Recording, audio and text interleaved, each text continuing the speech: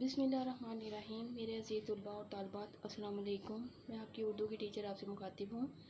आज हम करेंगे सबक नंबर 7 में आराम सुकून सबक का खुलासा।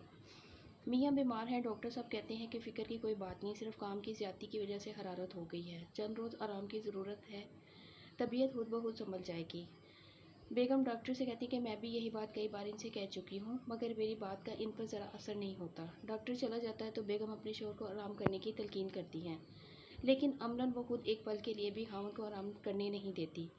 बीवी पूरे घर में बेआरामी की फ़िज़ा पैदा करके बेसुकूनी का बायस बनती है। वो अपने खामद को बार बार आराम की तलकीन करती है, कभी खाने का पूछती है, कभी बेतुकी बहस करती है, कभी ऊंची आवाज़ में नौकर को डांटती है। यूँ खामद के लिए हर लम्हा अजाब बना देती है।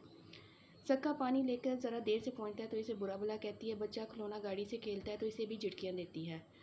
हर एक को डांटते वक्त यही कहती है कि तुम लोग मियाँ को आराम नहीं करने देते।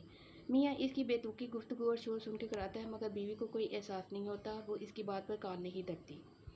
इसी असना में कमरे में झाड़ू देने की आवाज़ आती है। खामद इस शोर और बेआरामी से आजिज़ आ जाता है। यकलक टेलीफोन की घंटी बजने लगती है। कमरे में इशफाक साहब के अलावा और कोई नहीं होता। मजबूरन इन्हें टेलीफोन सुनने के लिए उठना पड़ता है। फ़ोन किसी खातून का होता है, जिसे मियाँ बामुश्किल ये कहकर टालता है कि दोबारा किसी वक्त बात कर लेना।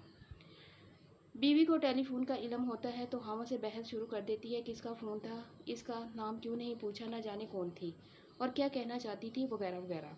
मियाँ इस बहस से आजिज़ आ जाता है। अभी ये तकरार ख़त्म हुई ही होती है कि पड़ोस में कोई साहबजादे हारमोनियम पर मशक शुरू कर देते हैं।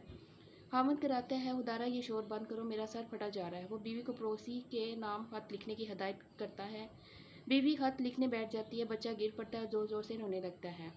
उधर नौकर खामद दस्ते में रेठे कूटने लगता है। मियाँ दर्द और बेरामी के बायस हाय हाय चलाने लगता है। इसी दौरान में दरवाजे पर एक फ़कीर की सदा सुनाई देती है।